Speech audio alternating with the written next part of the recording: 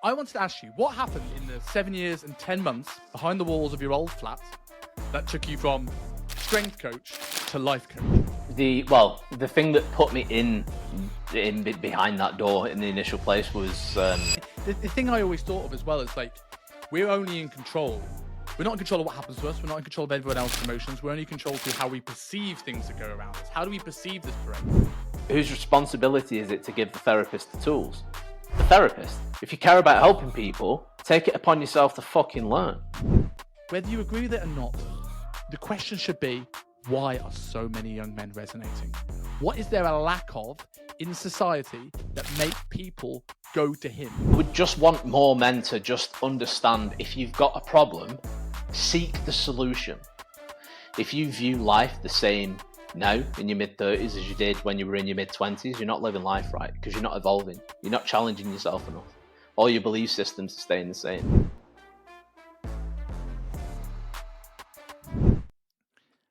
Andrew, so I've had a few people on here that delved into the world of mental health, whether it's life coaching, psychology.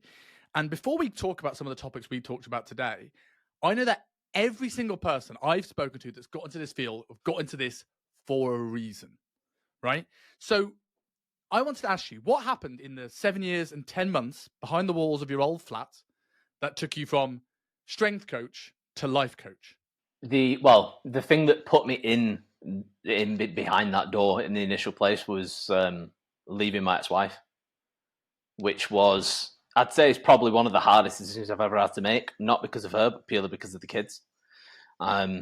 That is, situations like that is where I felt there was a little bit of a curse of knowledge, knowing the statistical outcomes of children that grow up in single parent homes in comparison to children that grow up in like a complete homes, you know, so to speak, and things like that. But it just got to a point where I was just like, this can't be life. This can't be all life is going to be, you know?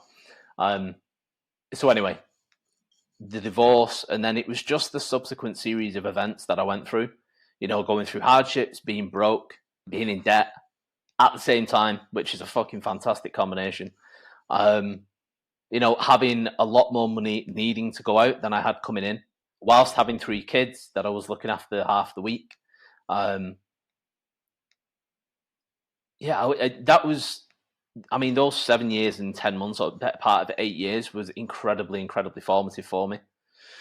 So that started in 2014. My personal development journey is like me becoming a better version of myself started back in 2010.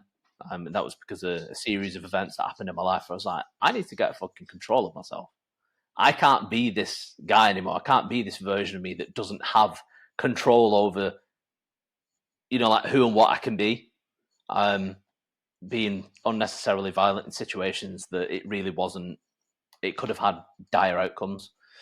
And I suppose that's it. It's just the formative experience of that, and just I suppose a personal obsession with improving and refusing to accept things as they are. Because again, I wasn't happy with life whilst I was married, and then when I left, I really wasn't happy from a different reason. And that's when things like personal responsibility and things really came into focus. And I was just like, this is mine. I need to own it. I need to fix all of these problems that exist in my life.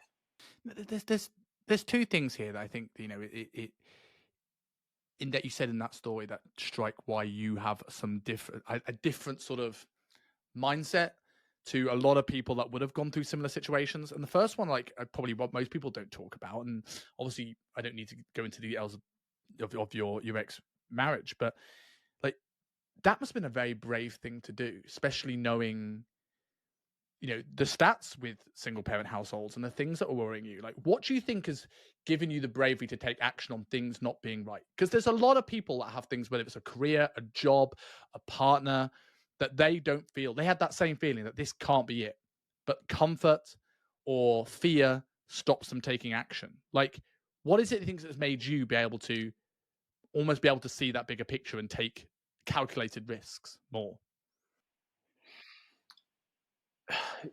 For me, when you use the word brave, that isn't a word that I've ever associated with any of the things that I've done, because I don't understand why that is a brave thing to do. To me, it just makes sense. I mean, this is where, you know, the analytical side of me really comes out, because I had my life situation as it was. There were some good points. There was an overwhelming stack of bad points. The pros and cons, so to speak, was heavily in favor of the cons. Do I want to live like this for the rest of my life? No. Are there any signs that it's going to improve in spite of all of my best efforts to improve it? No. So there is no other option. You know, it was a case of I either commit to this life and just live miserable forever, or I take the necessary steps to put myself in the best possible position of having a much happier life, as well as what would eventually be a better life for the kids. So I did the thing that made the most logical sense to me. It didn't make sense to stay in that situation. And that's the mechanism that I take people through, that I work with. Because as emotional as people might want to be, and as much as people like to talk about emotional intelligence, most people don't have it, male or female.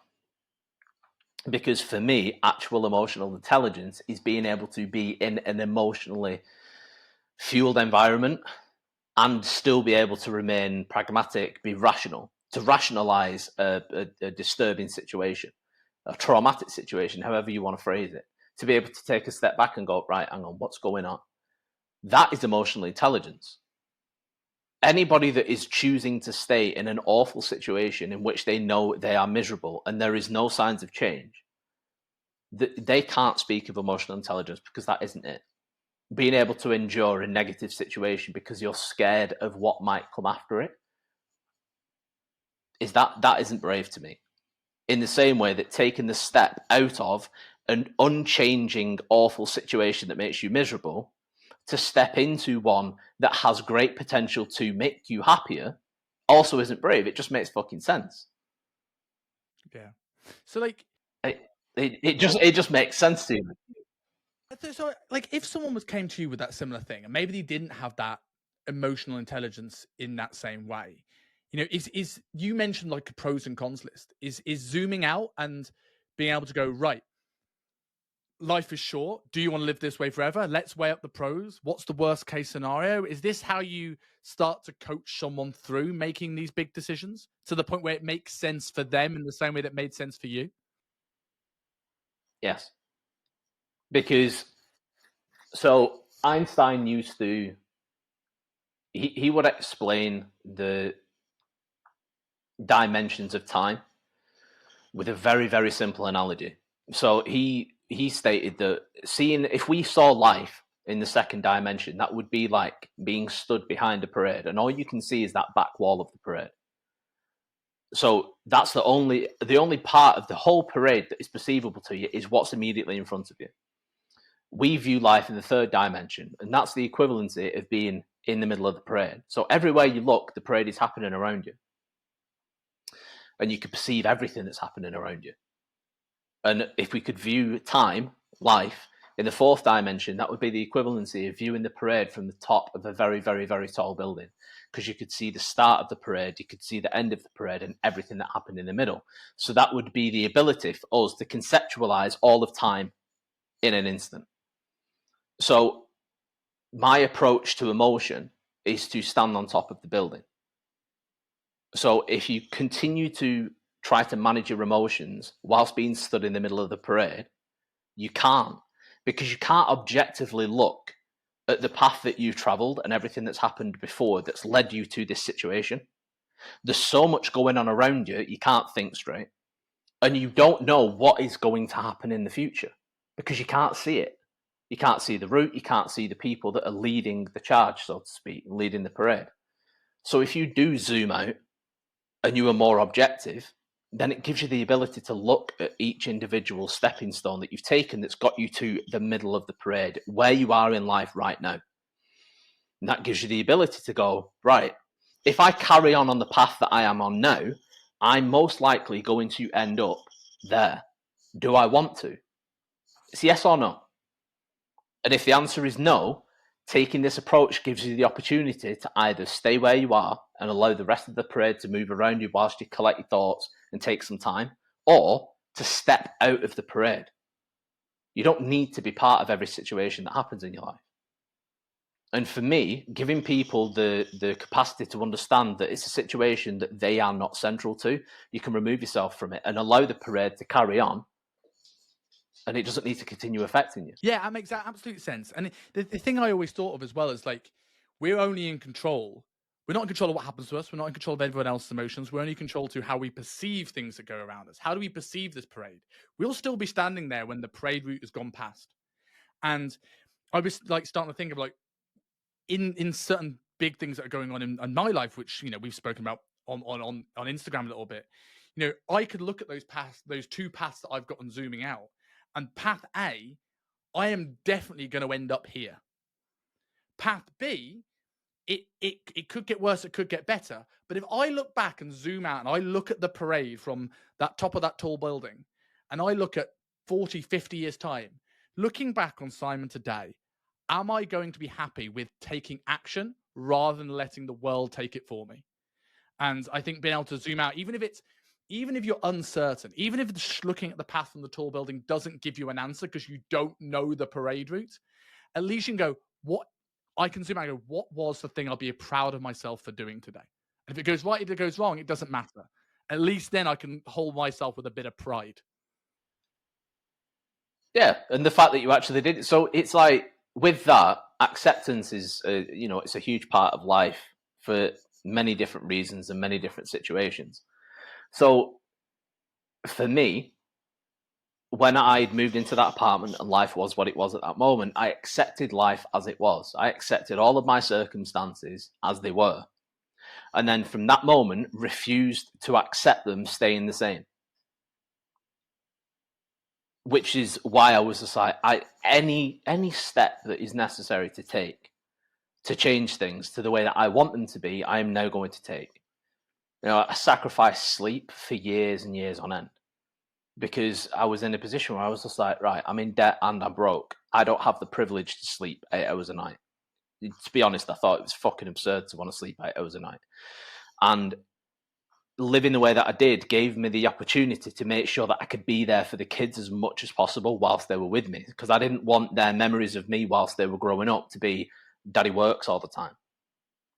So I would, if I picked them up from school, when we got home, I would be there with them until they went to bed. And at that time, they were that much younger. They were going to bed at like 8 o'clock. So then once they were down 8, 8:30, I would then work from then until whatever time I needed to work to get done what needed to be done. And then I would sleep, and then I would get up early enough so that I could get a couple of hours work done before they got up for school. Now, I maintained that same schedule all the way through to them getting older and older and them going to bed later and later.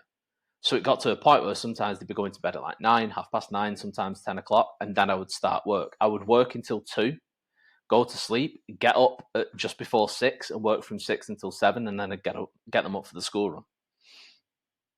Because that was just the way. Being pragmatic is how you overcome your problems. What I felt about my circumstances was largely irrelevant. It didn't really matter. Were you self-employed as a coach at this time? Yes. So the question I have about that, like, because you must work with, because of your background, you must work with a lot of coaches that are struggling with various things. And the problem with being self-employed is that I could listen to this podcast and I can go, right, imagine I had kids. I'm going to wait till they go to bed and I'm going to work until 2 a.m. because I'm also broke and I'm also in debt. And I open up my laptop and I'm like, I know where I need to go. I know the destination. I have no idea the next step. You must see so many coaches that I feel like they're just throwing stuff at the wall and hoping stuff sticks. What would you give advice to that coach? Or how did you be able to be able to cut through the fluff and be laser focused on, or work out what those non-negotiables were? Or did you just throw shit at the wall for long enough until something stuck? No, I've never been able to approach anything with the throw enough shit at the wall and eventually something will stick. I've always had to actually approach something with a genuine purpose, because if I'm just throwing anything at the wall, I can't measure data off that. There's no real statistical feedback that's going to come back from it.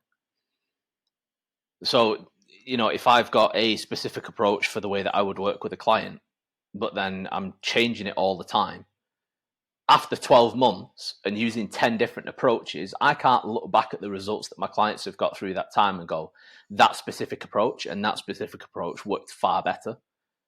Whereas if I'd done those two approaches, only one for 6 months and the next for 6 months, I would at least have some kind of measurable results. So I've never done random. I don't do random.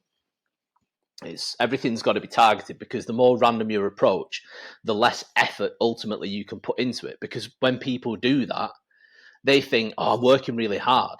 I'm like, well, how hard can you be working? Say like, break it down for, if there's a lot of online coaches that are in fitness listening to this, break it down in easy terms for them. Say you get somebody performing a new exercise. They can't attack that movement with maximum intensity until they've mastered the movement. And realistically, even if they're performing that movement twice a week, they're not going to master it for a minimum of 8 to 12 weeks. Which means that if you remove that exercise from their program before that time, they can't get the most from that movement. And the same thing goes for their entire program. And that works across the board. If you've got a specific approach for advertising, for marketing, for controlling your finances, for outreach, for content production, etc., if you're changing it all the time, you can't A, master any of the techniques, and B, you've not done any of them for long enough to get reasonable numbers of feedback and data to prove which one works best for you and why. So don't do random. So you mentioned there, like, your feelings about your circumstances were relatively irrelevant. And we see so many people will either go into victim mode, or they put the whole self-worth in their business or their relationship or all the things that are going wrong. And I get this impression that you've always been a relatively resilient person. Like, that makes sense to you to, like, not give up. When people lean into drugs and alcohol, or heck, even work addictions to distract, what do you feel has made you resilient? And if someone is hiding from stuff, or how do you get them to be able to take stock and be able to take personal responsibility? But the only thing that builds resilience is actually going through and experiencing whatever you're experiencing. So if you try to cope, if you use a coping mechanism, you are automatically avoiding resilience. You can't develop something that you don't need and you don't experience. Even from the most basic of terms, at the moment, the weather's lovely and it's really hot. Now, the first couple of days that it got hot, we were all melting. At the moment, I'm not sure what the temperature is. I think it's about 24, 25, something like that. This time last week, when it was 24 degrees, we were all incredibly uncomfortable. It's now a week later. Because we haven't had a choice, we haven't been able to escape the heat. And we're all acclimating to it. We've all adapted. Now, does that mean that we're more resilient? Technically, yes. We are now slightly more resilient to our environment. Now, if you've got a life situation, whether it's financial, whether it's work pressures, whether it's relationship, it doesn't matter what it is. If you've got an environment at the moment that is causing you pain, the best thing that you can do is allow yourself to be in it, be cognizant of it, and accept it, because that's how you become resilient enough so that you can then, even more so, step back from the emotion of it, observe it the way that you need to, so that you can make constructive decisions. You can make intelligent, informed decisions instead of reacting to things emotionally. If you constantly try to avoid it, you're never going to build any kind of resilience and put yourself in a position where you can mentally deal with it. Yeah. So zooming out a little bit, and maybe taking this sort of like top of the building perspective onto sort of like the main topic of today. Do you think as a society we are doing enough for men's mental health right now? No, not at all. And Labour specifically have now just proven even more so that it's really not a priority, even now. Because part of the litany of things that they claim that they're going to do, prior to the election being called, they said that men's male advocacy, like speaking for men, making sure that men get things that they need, was going to be part of it. and it's not. There's 3 separate things that have been added into it that are specific to women's health, women with regards to violence and things like that, which are great. And I don't disagree with those being in it at all, but there's nothing for men. And it's just not cared about on the scale that it needs to be. Why do you think that is? Why do you think that is that when we see problems in women's mental health, there are policies to change society? When men have problems, it's directed inwards. It's they need to talk. Because we had a back and forth on a comment section recently about, and I agree with you in the sense that men do need to talk. They do need to be more resilient and take that personal responsibility. We have no argument here. But it's all men's mental health is focused on the individual. It's your fault. If you get ill, it's you don't go to the doctor enough. If you're struggling, it's your responsibility to talk. You're not talking enough. Rather than, right, we have a problem here.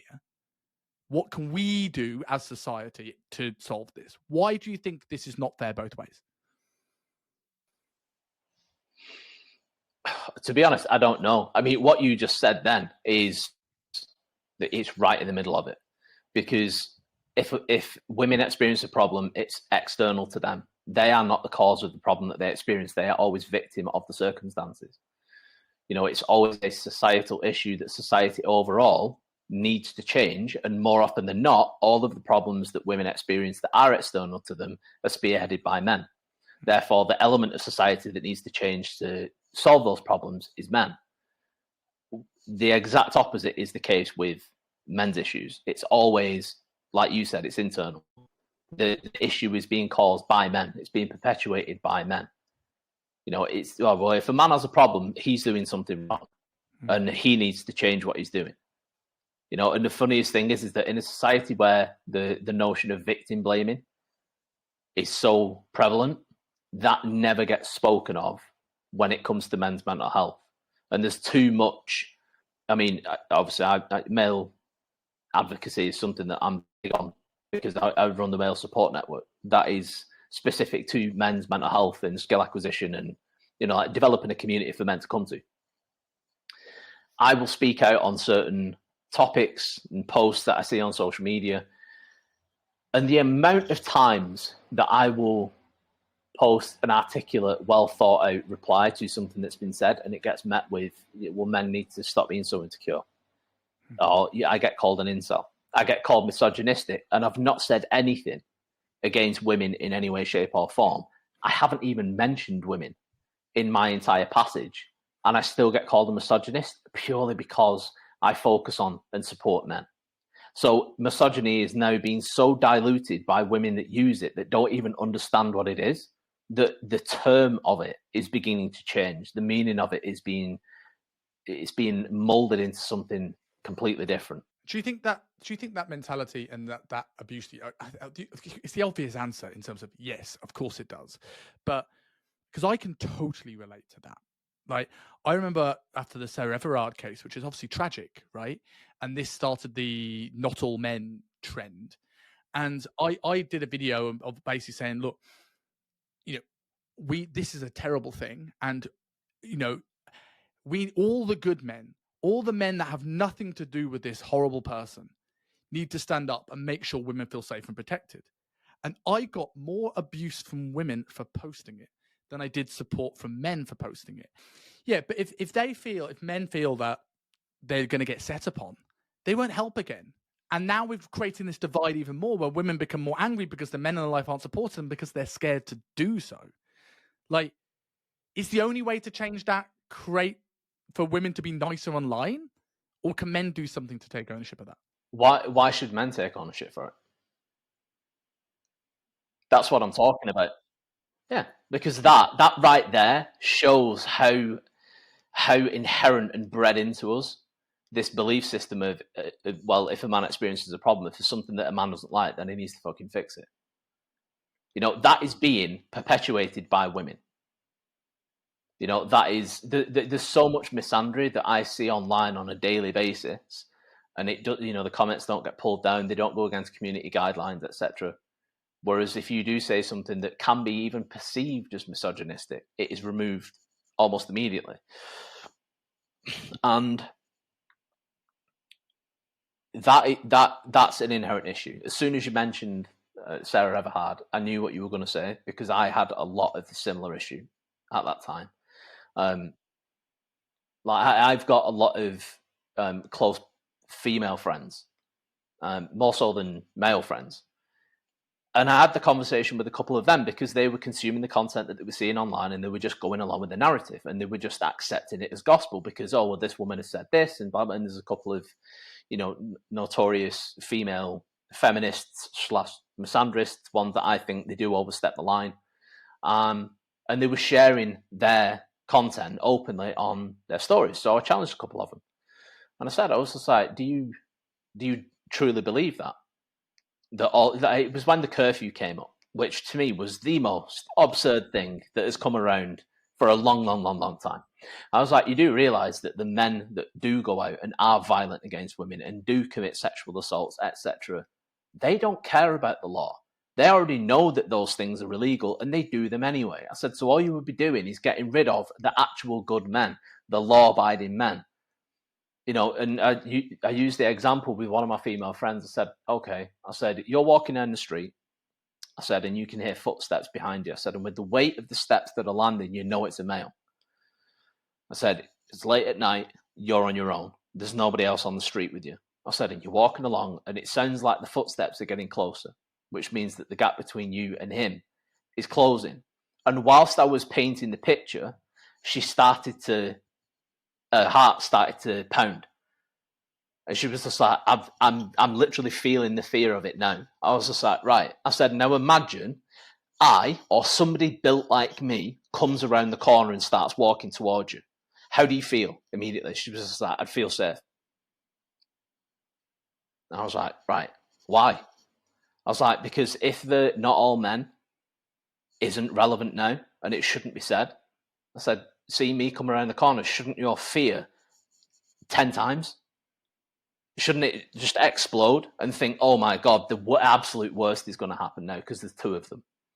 I was like, but it doesn't. I said, you see me and you feel safer. I said, because you know that guy, if any type of man that is going to attack a woman are fucking cowards. I was like, always cowards. He would see me and think, I'm not risking having to go hand to hand with him. I said, even the thought of us passing and you taking a corner and him following you, he grabs you and you scream and I hear it, he knows that the chances are I'm going to come back around the corner and he's going to have to deal with me or whoever it was, a male at that time. I said, and they won't risk it. I said, so removing all men from the street isn't going to work because it won't remove all men from the street. It will only remove the men that could put you in a position of protection. I was like, it's an absurd just prospect. It's completely absurd. And she was just like, that actually makes sense. And I was just like, not only that, and this is something that came up again recently with the whole man v bear thing. I said 76% of the time, the man that attacks these women, they know him. And more often than not, it happens inside their home. I was like, yes, there are times when it is a stranger and it is on the street.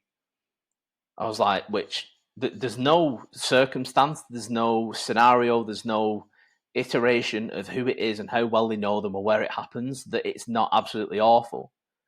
But again, you've got to be logical with these situations. I think most of the time it's somebody that you know.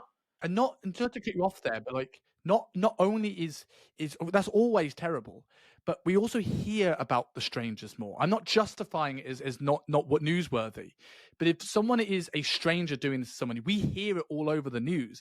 It's plastered to the point where we don't think this is the minority anymore. We think this is a genuine danger, which most people aren't in. They're more likely to be hurt, as you say, by a partner or a male person in the family.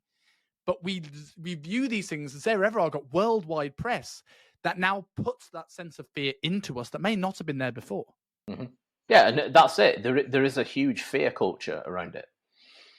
There is the media very responsible for perpetuating fear and irrational, completely disproportionate fear of men. Like I understand the fear that women have got. I've got a female friend who unfortunately has experienced the worst that can happen in that respect. And I have a daughter. If anybody ever touched my daughter and I knew it was, I'd dig the fucking eyes out of the skull. You know, it's like it's categorically one of the worst things that can happen. But creating a fear of all men doesn't solve anything. It creates a bigger divide, because to position all men as potential predators and perpetrators, not only perpetrators but supporters of it, which the Man v Bear thing has very much done, is the worst thing that you can do, because if you want somebody to become an ally, you can't attack them. You can't attack them and then go, why do you not support me? Like, well, am I a predator or not? Like, do you want me to be an ally and accept me as somebody that would never in a million years do that? Or is it purely because I am a man that I am a predator? And if I'm not now, then it's just because I haven't had the right opportunity, which is what one woman said to me on Instagram. Oh my days. That was actually her like proposition. It was, not, you haven't yet. I was like, what is that supposed to mean? She was like, you just haven't had the right opportunity. I was like, where do you even go when you're trying to converse with someone that is that absurd? There is nowhere to go. You can't speak to some people that are like that. And the scary thing about that is like how far this has gone. Like I got this a lot when Andrew Tate went to prison, right? And again, I'm not aware of where this has gone and where things are, but initially they were trying to find evidence. At this moment, I'm very much, all I was saying at the early stages of this is like, look, love or hate Andrew Tate for his message, he is innocent until proven guilty, right? For you to have your pitchforks out as soon as he went in because you want him to be guilty is almost like saying you want women to be trafficked. I would rather him be innocent, because it means that no one's been hurt. And I was labeled misogynistic for not putting a potentially innocent man behind bars. I'm like, at what point does this anti-men rhetoric subsede the legal system of fairness? And I'm getting the brunt of this. Then that truly scares me, because if and we're seeing this in dating statistics now, men are not wanting to ask women out because they are worried that they're going to be accused of something and they're going to get the book thrown at them, and I was scared enough as a teenager to speak to women. I don't even know what it would be like now. Yeah, and that, funnily enough, is something that I had almost identical experiences around that whole time. The amount of times that I said to someone, do you want him to be guilty? Yes. I was like, so you want him to have trafficked women? I was like, that's absurd. The fact that you would feel some form of vindication if he and his brother had actually been trafficking women. You actually want those teenage girls to have been through hell. I don't. I want it to be a complete fallacy and for them to be found innocent because there's no evidence to support it, because it didn't happen, which means that no girls were trafficked. That to me seems like the ideal. Yeah. It's like it's a mob mentality though. If you speak out against the current virtue trend, then you get attacked and you get labeled with any wide array of bigotry of what you are. If there is always an adhesion of a label that an individual is never going to want as a result of speaking out against a certain social situation, that is being done to try and shut them down so that they won't say the things. Because the fewer people speak out against something or speak in opposition of something, automatically the more people that are in favor of it. So if they could shut down 50% of the men that would be logical and saying, let's see what the outcome is, I'll make my determination when the jury has, and they shut all of those men down, there's less and less and less people that are being logical. There's less people that are supporting it. And one thing that I did, and it actually got me blocked from the page that it was happening on, because it was like a feminist page, and it popped up on my explore page just because of the conversations I've been having. And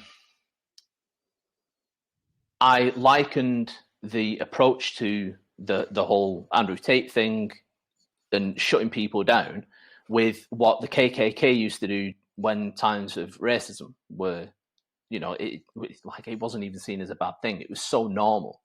And I was just like, the people that spoke in favor of people of color at that time, black people in America or anywhere, was like, they were ostracized. They were shunned. They were shut down. They couldn't say the things that they could say. They were almost what we would experience as being deplatformed. Because the thing that was the kind of socially wanted thing was the more accepted. I was like, but anytime you see that through history, the people that were shutting the other side down are always on the wrong side of history. Always. Unless, and this was my, like, the way that I proposed it, I said, unless you would prefer to be on the side of people like the KKK, and you want the perpetuation of a hate towards all men purely because they're meant to continue to proliferate. And then I was blocked. I was like, okay, well, that speaks volumes. Madness I find with the Andrew Tate thing is that we're such in a judgment society that if someone likes Andrew Tate, we correctly find ways to judge them. If someone's son or boyfriend or husband started following Andrew Tate, the message would be, how can I stop my son watching this guy? Why, like, how do we stop it? How do we block him? What can we do? How do we get rid of Tate? Where, in my opinion, the question is, well, he was the most Googled man in the world. There's a huge amount of people that are resonating with him. So whether you think he's the right role model or not, which I used to think he was, not so much now, whether you agree with it or not, the question should be, why are so many young men resonating? What is there a lack of in society that make people go to him? If we can solve that, then Andrew Tate loses his muster. There are people that are well-meaning, because most Google man on the planet means that not, unless you believe the all men, thing, not all of them are going to be horrible misogynistic pricks, are resonating with this man. So why is that? What is the lack in society that makes this man the most popular person on the planet? Yeah, and it's probably because so many people resonated with him because he spoke to the people that society didn't care about. And he spoke to them in a manner that showed that he actually wanted better for them. Because, whether people love him, hate him, or anywhere in between, anybody that hasn't just consumed the little edited clips and the tidbits that were shared at that time to position him as a particular character, anybody that's consumed... Not to cut you off there, but have you ever had someone be anti-Andrew Tate that's listened to a whole interview? Have you ever met someone? Because I haven't. No. It's always met with, I've seen everything I need to, etc., etc. And I like to say to people, because I've had the conversation with both men and women that held the same belief of him. I said, think about some of the conversations that you've had with friends in private, some of the things that you said, some of the jokes that you've made, the underhanded comments, the dark humor, etc. I was like, now imagine if somebody had recorded all of those different conversations and they found the worst bits of the things that you've said that, once removed from context, sounded even worse, and then edited them together and then posted it online. I was like, how much would people hate you societally? And they were like, well, yeah, but that's different. I was like, no, it isn't. It's not different at all. It's very much the same, because that's what's happening. You will have a clip that lasts 11 seconds taken from a 3-hour podcast episode. And prior to the comment that was made and after, adds context and changes what was being said entirely. Because I can guarantee, you could even do it. You could do it you could test it. Once we're done here, if you get your editing team to go through and say, try to find a clip of either you or me saying something that, if you remove all context from it, it makes us sound awful. And you could be like, this is how easy it is, but then show the whole clip so that all of the context of the prior and the after, it's all together, completely changes the meaning. Absolutely. So why do you think Andrew Tate resonated with so many people? You've alluded to that. He spoke to the people that no one is listening to. And I would add to that, it's also giving them a personal responsibility in a way out, where everyone else was blaming them for their misfortune. Yeah, realistically, who else did a lot of people have to turn to? Because I love bringing that into the conversation. Oh, why did people turn to him? Who else have they got to turn to? Well, yeah, maybe the people that adhered to Andrew and Tristan didn't want to turn to the LGBTQ community, which is the only thing that you see. Maybe they don't resonate with Disney films where every other character is I don't know, a different gender or a different whatever. Because I don't. I have no issue with people being gender fluid or identify as a fucking bar of soap if you want. I don't give a shit. But that doesn't mean that I want to watch a TV program where everybody that is in the program is like that. And it's getting to the point where everything is becoming like that. To the point where it's become ridiculous, where every individual character in a TV program is a different race. And, one of them is gay, one of them's this, one of them's the other, blah, blah. It's abstract to normal life, because if you think about the social circles that you run in, how many different races exist within that social circle? And within those, that vary of different races, how many of them are transgender? How many of them are gay? How many of them are whatever? Like, life doesn't happen like that, except in these communities where people create that kind of environment. And people say, "Oh, representation is important." Absolutely. And again, like, if you want programs like that, awesome, but it doesn't need to be laced into every program. And people are getting sick of that, and people need something or someone to turn to. So if you think about it, all the different things that have happened that have caused segregation over the last 10 years or so, that has been the focus. So you had, like, if we take it back to, I don't know, say like the American election. So you had Trump and Clinton. That caused a huge divide of people. So say you've got everybody as a whole, and then you've got people that want Trump and people that want Hillary, and you've now divided into two. Now, within the people that supported Trump, COVID hit, and then you had some people that believed in it entirely and thought it was going to be the next plague, and there were other people that were like, no, I don't think it's going to be that bad. So you've now got a faction of people that's now been split into two. And then of the people that don't believe it's going to be that bad, you had some people that believe that you should wear a mask and others that didn't. So that bubble has now been split as well. And then within the bubble that thinks that you should wear a mask, you had some that thought that you should also get the vaccine and others thought that you didn't. So all of those different bubbles are going and being scattered more and more and more. And as more social issues are being introduced, Ukraine, Palestine and Israel, LGBTQ, everything, in each bubble, regardless of what proportion of people there is in it that have the bias for what that bubble is made for, every different social function, every different social issue split that bubble into more and more fractured factions of people.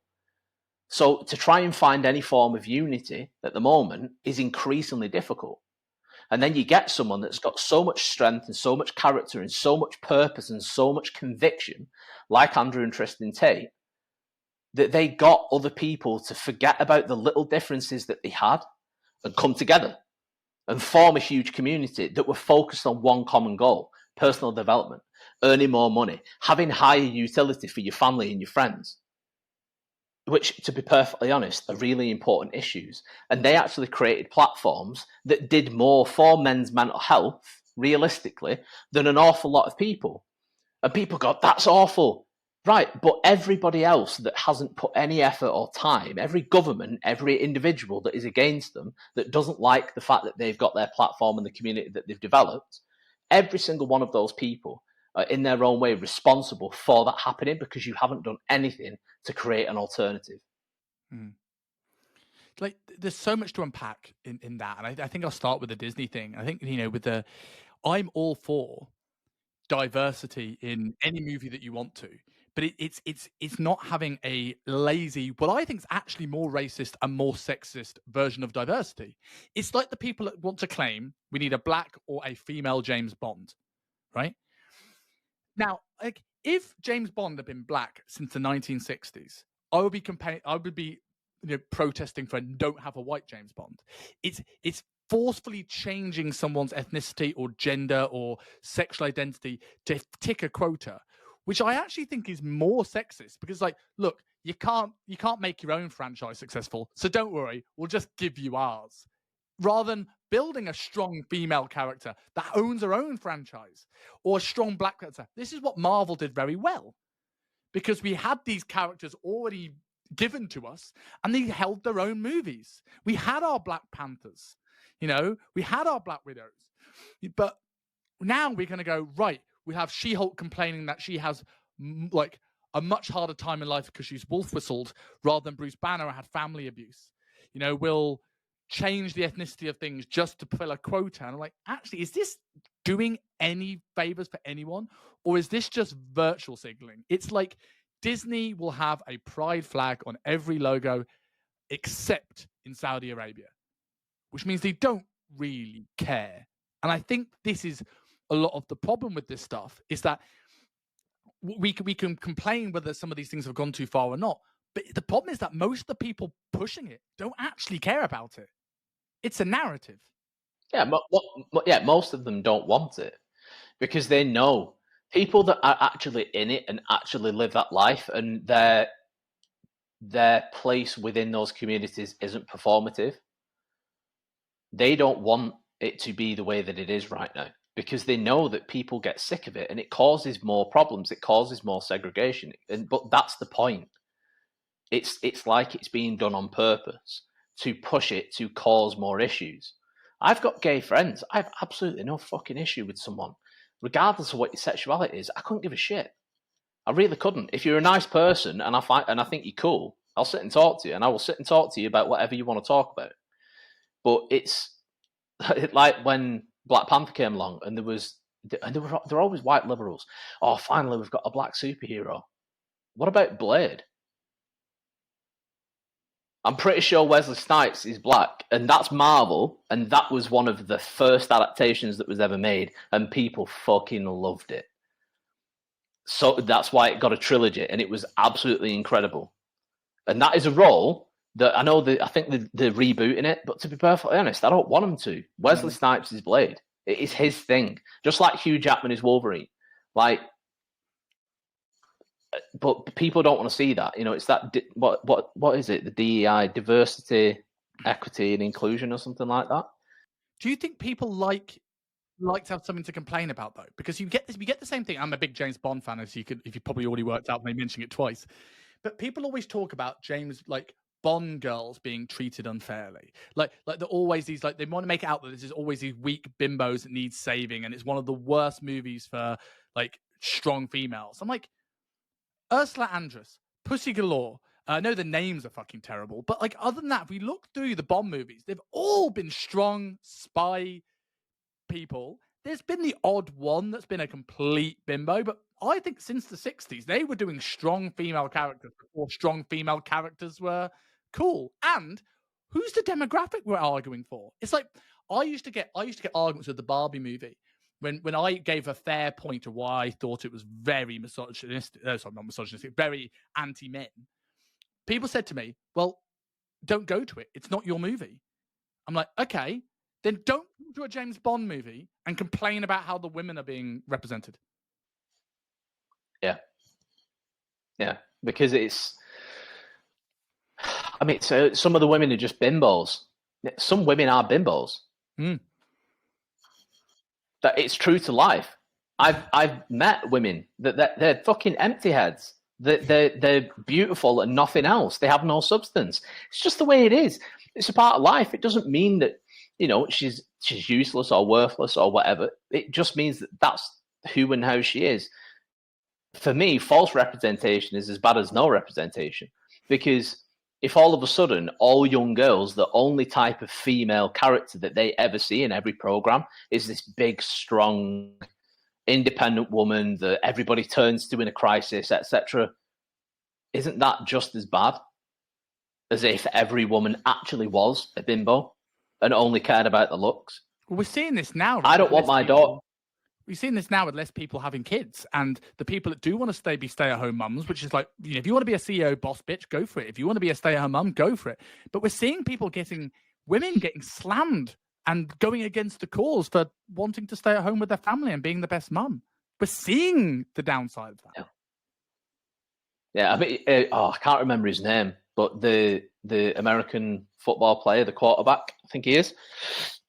that gave that keynote speech. No, he gave the commencement address at school, in which he was talking about the way society is at the moment. It's pulling all women to want careers and to be high-powered women and earn lots of money and be independent and, you know, like just focus on the career and be career-driven. And he was saying, like, that essentially isn't the way that you need to live your life. Like, you know, having a family, having children, being a great wife and, you know, like caring for your family, etc. It's a great way to live. And people lost their minds. And there was loads of pages all over Instagram, different social media platforms, women that were absolutely going in on him. And it's like, he's a devout Catholic who was given a commencement address to Catholic students at a Catholic university that live their life by Catholic ideals. And apparently, because he's a man, he's not allowed to speak to women and tell women that it's okay to want what they want. And from professional experience, I've worked with women that just want to be a mother. They just want to be a wife. They just want to look after a husband. They just want to be what their mum was in their life or what their grandma was to their granddad. And they genuinely feel like they can't. They get spoken down to. And the most ironic thing is, when this came up with one of my clients, said to her, have you not found that the people that at the moment that actually tell you and try to dictate how you can and or should live your life right now is other women, not men? The most oppression that women experience right now is at the hands of other women, not men. You know, if I saw a meme a couple of days ago, and it was a tweet from a girl, and she said, men have the privilege of never knowing what it feels like to not be able to wear the same thing to an event twice. And then a guy had replied and said, that was started and is perpetuated by women. Men don't give a shit if you wear the same thing every time. Women do. And it's true. You know, the societal standards, so to speak, and expectations that are levied against women that men genuinely do not care about. Mm-hmm. If one of my female friends went to an event and she had a nice dress on, and then she went to another event and had the same dress on, I'd see it and go, it makes sense because you look really nice in that dress. Or whereas some women, I'm not going to be like most people these days and just go, whereas women would say, because not all women would say it, some would, they would go, oh my God, I can't believe she's wearing the same dress twice. Like, so what? She wears it fucking 6 or 7 times. Who cares? Get your money's worth out of it. Like, for starters, like, yeah, wear it multiple times. Like, do what you want. It doesn't make any difference. But that's one of the issues at the moment.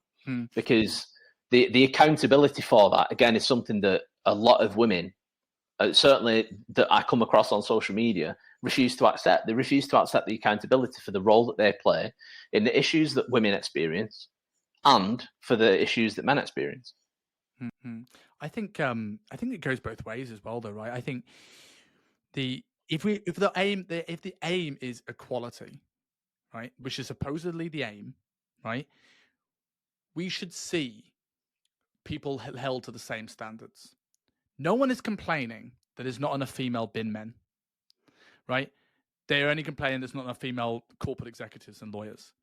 We absolutely bastardize men for any wolf whistling lad locker room talk, right? And rightly so. But I have spent a lot of time with female friendship groups and male friendship groups.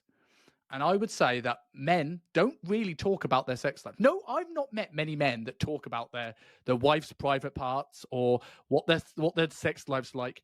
I've known women talk about men's anatomy. I've known women gossip about their partners. No one criticizes, and it's again not all women, bitchiness. I had this the other day where I had somebody a female poke fun at my divorce publicly on Instagram, trying to shame me. And I'm like, maybe I would, but I don't think I'll ever hear a story of a man doing that to somebody. I have no doubt it happens. It absolutely will happen. It's just less prevalent. And I think both should have the same repercussions, but that, like, one gets away with something the other one doesn't. I think one thing that most people miss on situations like this, Simon, is the fact that it's the removal of autonomy and freedom that causes the biggest issues for people. Because for me, I think people should be able to say what they want, when they want, wherever they are, all the time, because it lets us know who people are. If you make it so that you can't post racist comments online and they always get taken down, it doesn't stop people being racist. It just stops people posting about it. But the person that would have posted it is still racist. It's just that they're now kind of protected by community guidelines. Like, I would much rather see somebody that I know being able to post their true thoughts and feelings on a type of person or a demographic of society, because that would help me be able to get a look behind the curtain so I could see what sort of person they are, and then I could use that to make my decision of whether I'm going to continue to align myself with them. Because a lot of the issue that I see at the moment, certainly around issues like sexual assault, rape, etc., is women saying men need to hold their friends to a higher standard. You need to call your men out. I'm like, I don't know what women think we talk about, but at no point has any male that I've ever known ever got into a group of us and gone, oh, fucking sexually assaulted this girl last night. I was doing this and blah, blah. And we've all gone, oh, fucking high five. Nice one, mate. But one thing that I will say that I have experienced is when a friend has been drunk on a night out and was being over the top with the way that he was trying to come onto a girl. And before I could get to him to stop him, somebody else grabbed him by the back of his neck and dragged him away. And it wasn't like a, mate, come on, leave her alone. It was pinned against the wall, like, you fucking going home or you're getting filled in. Because when men see it, we do call it out. It's not a boys' club. There's nothing funny about sexual assault. There's nothing okay about rape.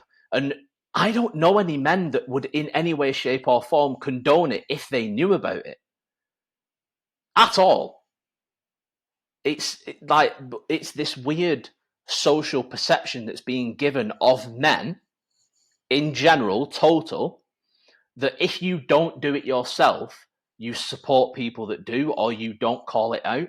And again, this is another one of those things where you can just immediately draw a parallel. I'll say, right, so if it's the responsibility of all men to hold other men accountable and to prevent them doing those things, fine. But all women that weaponize their children and purposely lie when they're going through the divorce proceedings and going through custody proceedings so that they can drain money out of the father of the children, that is the responsibility of all women everywhere to stop them from doing it. And when I've said that, it's literally like lighting a stick of dynamite and throwing it into a huge stick of dynamite, because they rage at you. I've experienced rageful, hateful comments back at me for me saying, hold your friends accountable, because I can guarantee that a lot of you do actively know when your friends are cheating on the partners, having an affair, when they're purposely lying about situations, lying about being sexually assaulted, etc., and you say nothing, and they went mental, absolutely mental. Or even champion it because it's another man that's gets his comeuppance. And it, and even closer to home, right? Like, going to a personal experience here, and maybe this is a difference in, this is maybe a slight thing in men's problems as well, that we don't consider certain things sexual assault in the same way, because we would look at things like, oh, well, that's good that happened to me, sort of thing. But I used to work when I was really broke, starting my career as a PT. I used to do 6 o'clock in the morning to about 8 p.m. at night in Virgin Active. Then I used to be outside a nightclub in Birmingham handing out flyers. And on the weekends, I used to go and be a butler at Hendu's. So you know the type of butler I'm talking about here, right? Like, I had my arse out and things like this. And I went to this event in Denbigh, Wales, in this stately home in the middle of nowhere with 29 Scousers. Fucking scary. I had one woman broke a prawn cracker in my ass, had another one bite me on the ass. And like, if I bit a woman on the ass, That's sexual assault. that's sexual assault. And maybe I don't view it in that same way. I didn't feel as unsafe, maybe. But that wouldn't, I would, if I went to the police for that, maybe not the police so much, but if I went to a group of people and said about that, and when I've gotten laughs. And it's just this level of standard. And I think going back to the Andrew Tate thing, I think this is where social media has become really, really bad, is that I agree with you that we should be allowed to post pretty much everything, because it shows you that people are three-dimensional. They're multifactorial. If I look at, You was a have you watched the TV show You on Netflix with the guy who played Dan in Gossip Girl? I watched the first 2 series, yeah. So the first series is really interesting, right? So many women fancied him, despite him being the serial killer. I thought it was a really interesting psychological experiment, because what did it show? Why did women fancy him? Because he was the most three-dimensional character in a world of one-dimensional box ticking. We had a guy who adamantly, too far, loved a woman, was murdering people, but also to Paco, was it Paco, the little kid? And he was like the savior to that person. And to me, and this is the clip. You know, you asked earlier on if this is the clip that will get cut out, that will make me cancelable. This is it. Everybody in the world is good and bad, and there are shades of grey. No one is truly evil. I think, and here it comes, I think there was somebody in the early 1920s and 30s that thinks Adolf Hitler was the greatest thing that ever happened to them, and he was the kindest man on the planet. But that person probably isn't Jewish. So when we look at this, it's like someone could be evil in one way and great in another. And if it's criminal, go like fine. But people are complex. People have private things. People have things they're not proud of. People have things they're very proud of.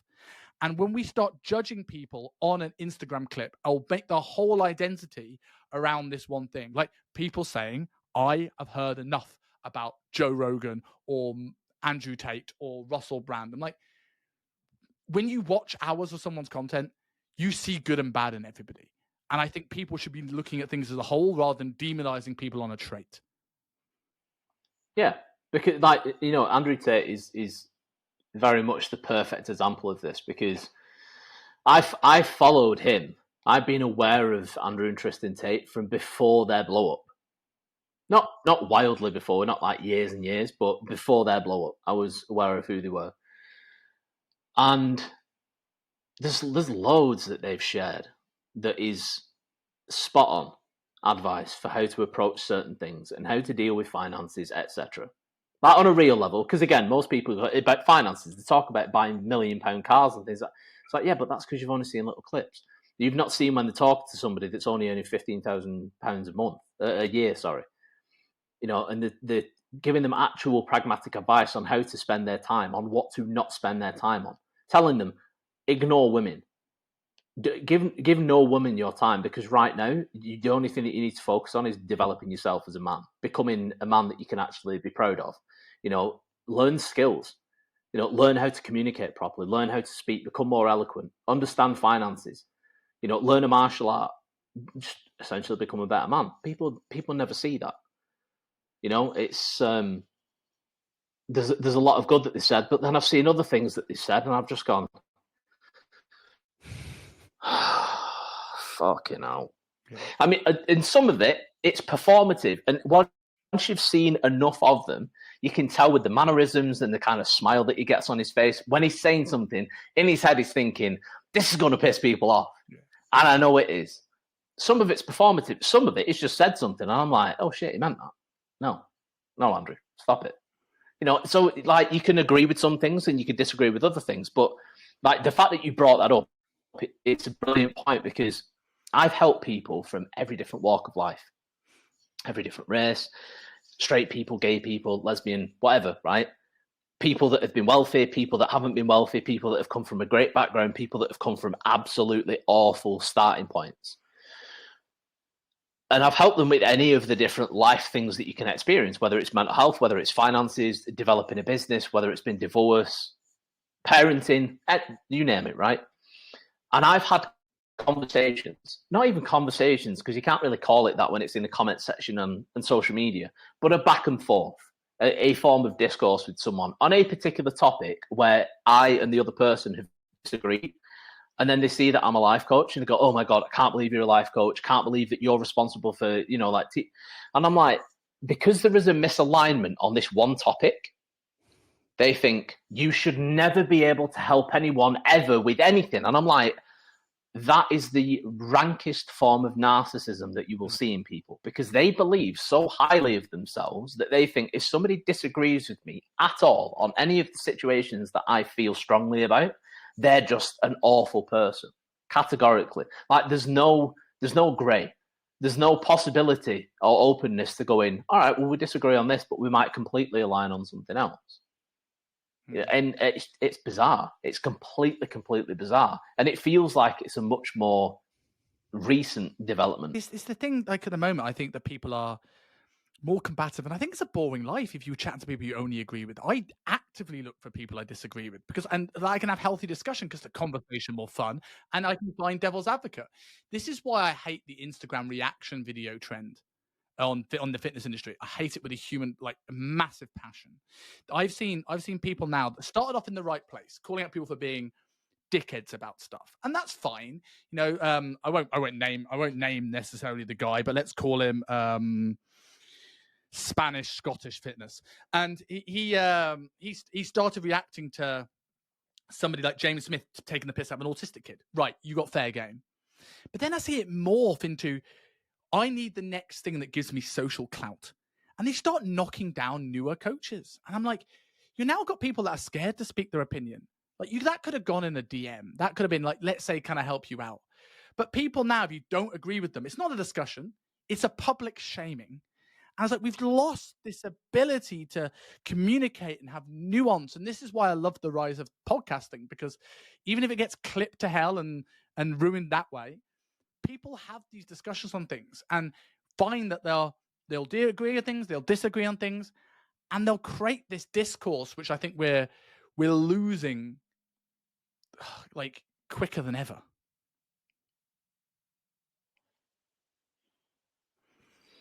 Yeah, people's inability or unwillingness to see somebody else's side of the situation is causing the segregation that has been happening in society over the last 10 years or so to happen faster and faster and faster. And it's a lack of empathy. Mm-hmm. That's why that's the main reason why I said it's a narcissistic trait. It's a narcissistic approach, because if you lack the empathy to think that this person, we might disagree on this subject, but they might be a great person in other respects. If you can't do that, then there's something inherently wrong with you. It's the scale as well, right? Let's say we disagree on a topic. I can look at you as bad for disagreeing on that topic, but I don't see the years and years of things that have happened to you that have allowed you to form the process in your head to come up with that thing. We're both coming from the same place. If we look at the parade from the top of a building, we're both the same people with insecurities, struggles, confidence in areas, shame, guilt, hardships, things of this, families, people we care about, people we dislike.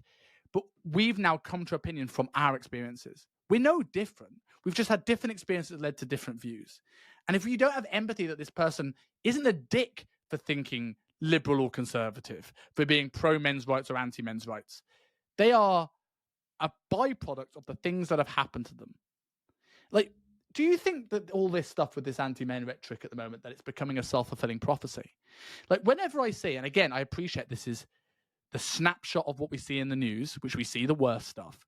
But whenever I see school shootings or people going to Australia with big knives, and it's always men, and I'm sure it isn't, but men maybe gets more publicized. But I never see school shooting happen today. Multi-millionaire Bruce, who owns this Fortune 500 company and has a great wife and kids, decide to go shoot up a school.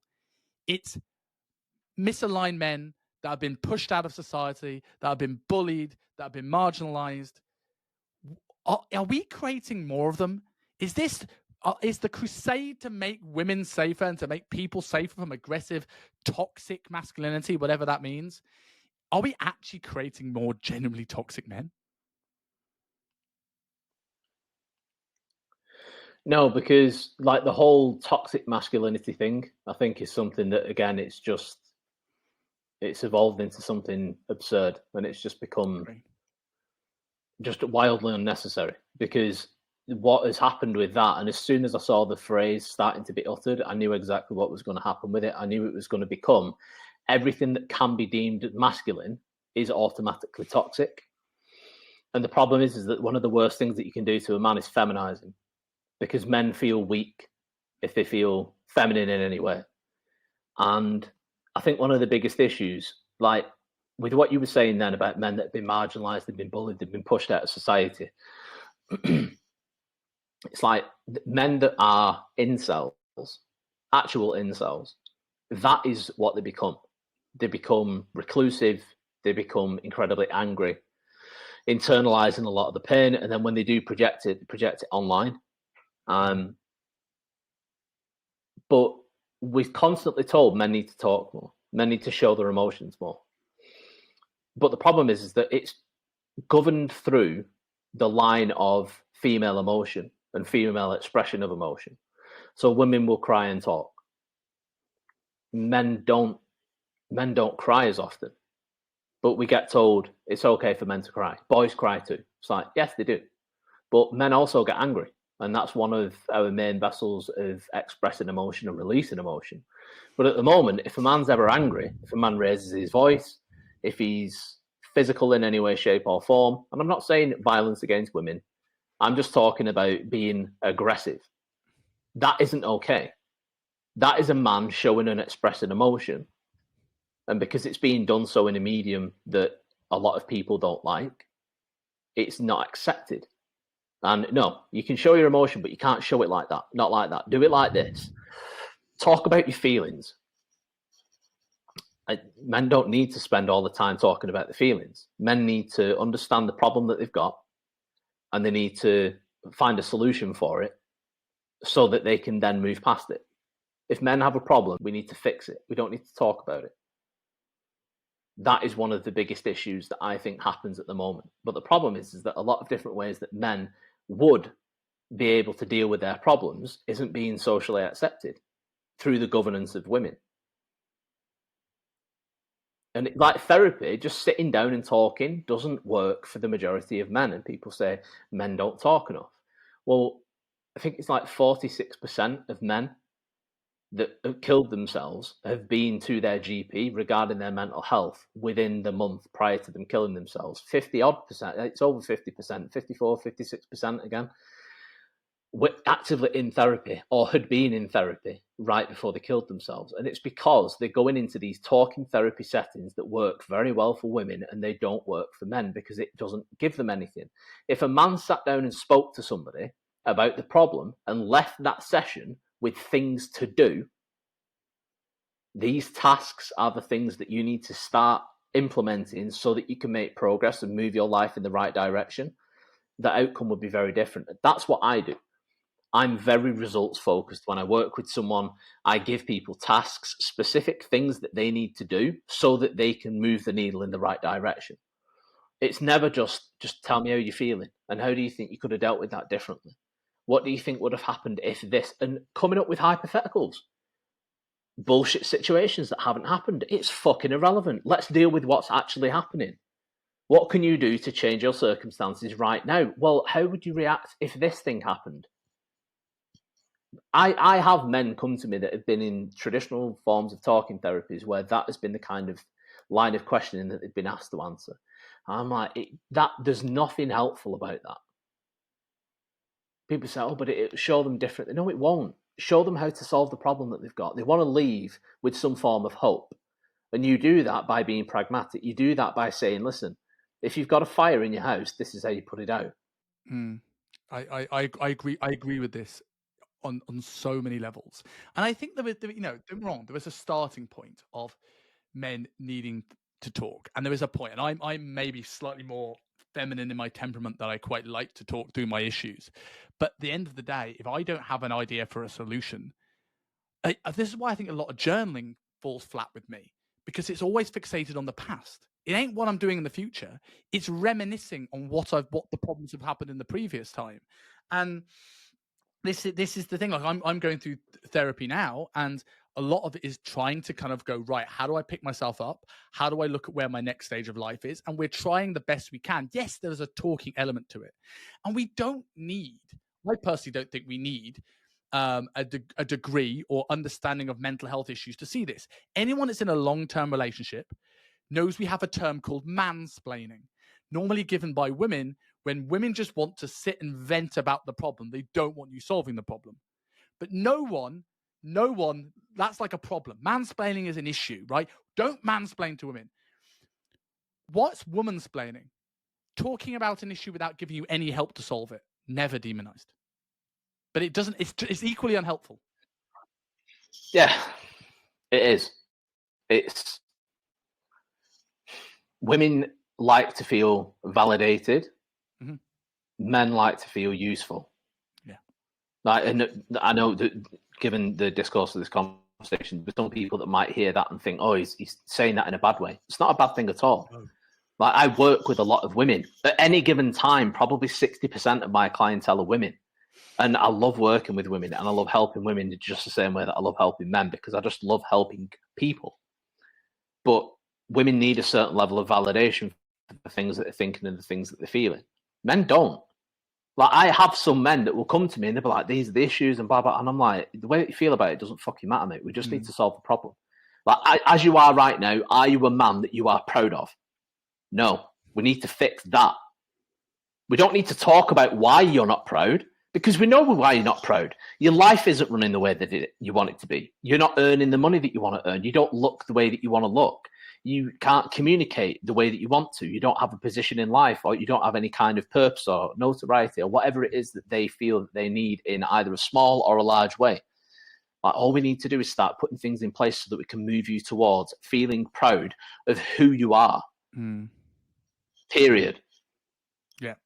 It changes. I've seen men change more in a week with the right approach than they have in a year with the wrong approach. I wholeheartedly agree with this. And I'll go from personal example right now, right? This has been the hardest year of my life by a country mile, right? I'm going through a separation with someone I adore that I did not want it to end. And part of this is my fault. There are things in my control, things I'm not. I don't need validation. I know why this fucked up. I know what I'm ashamed of. My biggest problem is uncertainty, because it's like, I need solutions. I need to be able to work out where my next step is. Someone asked me to talk about this. Great. Let's talk about all the things I'm already ashamed of. Now I'm going to leave the session feeling considerably worse. And this is probably why a lot of men the stat you mentioned that have been to therapy and then hurt themselves. You know, it's the reason why I don't think men speaking, even though this is the catalyst, is the first stage, is enough. This is part of my comment with regards to yourself. Like, I'm thankful I've done a number of bouts of therapy. I'm self-aware enough, and I am so shit scared of my own mortality that I don't think anyone needs to worry about me doing anything silly. But there was a point a few weeks ago where, for the first time in my life, I understood why people did. And at that period of time, in that moment, I was so worried about trying to keep my head above water. Business was falling apart. Life was falling apart. I just felt overwhelmed. I couldn't speak to anybody. And that's why I think, yes, and don't be wrong, when I got out of that moment, the first thing I did is speak to somebody. But I've seen so many people that spoke to people, would have been happy to it, then they had an overwhelming moment and they did something stupid. And if we delayed that, I had someone in a close family friend that committed suicide. If someone, and no one would know, but if someone happened to drop out or reach out and go, do you want a beer at that time, this life could have been very different. And I think this is where it's like, men just talk is part of the conversation. You reaching out to your mates is part of the conversation. You not demonizing people and make men feel bad for the way they naturally feel is part of this conversation. Let's not put men in holes that they need to talk about as often in the first place. Yeah. I mean, one thing that you see quite frequently is I see people talk about the stigma of men speaking out about the problems. But yeah, I've worked with so many men and I've gone, what is the stigma? What is it and where do you see it? and nobody can articulate it. Nobody can answer that question for me. And it feels like it's become such a belief around men's mental health that the stigma around men's mental health. Because I think I've got a better definition of this. Because people think the stigma of men speaking out is that men shouldn't, and I think we've changed that rhetoric. And yeah, I think we're having more awareness now for men speaking out, and I don't think there is a barrier now to men speaking out about their problems. Where I think the men's mental health stigma actually is that yes, speak, but no one gives a fuck. And I'm talking like, how many people in my last 8 weeks said to me, "Hey, if you ever need a chat, I'm here." And I appreciate that. I'm not knocking that, right? But if I decided to go, I'm going to speak to that person who's offered, they might sit there and listen once, maybe twice. But big problems often take a while. And how many people do you then become the naggy mate? They offered their assistance, but don't actually want to be the person you talk to. They don't actually want to sit and listen to you. I think there's not a stigma of men talking. I think the mental health stigma is that there is still the stigma of men, and to a degree is right, because that is ultimately what needs to happen. But men need to look after themselves and take ownership. So don't talk to me, just sort your shit out, mate. So the stigma isn't speaking out, is that most people are burnt when they are speaking out. That's my definition. I don't know if that has got further than anyone else has given it, or you've got a great counter argument to shut me down. I'm open to either. Yeah, I mean, but it's like that. This isn't a situation about being right or wrong. This is about creating as much open conversation and awareness of it so that people can piece it together for themselves, because there will be some people that will listen to this and go, fucking yes, Simon, that is exactly why I don't. But then the next thing that I say, there might be other people that will go, that is the problem. And this is the issue, that it's not linear. Anytime you're dealing with individuals, what is right or wrong for that person is as individualistic as they are, which is why I don't have a set structure for my service. You can't come to me and go, right, how does it work? And I go, oh, right, okay, so we'll do this between week 1 and 3, and then we'll do this, and then we do this, and then we do it, because it doesn't work like that. I treat the individual. I don't treat the condition that they've got, which is another failing with traditional therapies. If you went to a traditional therapist and said, I'm depressed, they would go, right, okay, let me get out the depression playbook. Right, okay, this is how we combat depression. It's like, no, I'm a person that feels depressed. And the playbook for how to solve my depression is based on me, my life, my experiences, my circumstances, and what I react to. Which is why my approach is so individualistic. I could work with 5 people, all for the same issue, all male, and each one of them would have a different approach. But with regards to the whole stigma, part of the problem is male friends want to help their male friends. Male friends don't want to help their male friends that don't want to help themselves. I don't want to sit with my friend over and over and over again and listen to him cry and piss and moan about the same thing. And then the next time I sit down with him and I go, right, mate, what have you done since we last spoke? Like, what's changed? And they go, oh, nothing. That from a male perspective, because the rational, analytical side of the male mind is you're not doing anything to help yourself.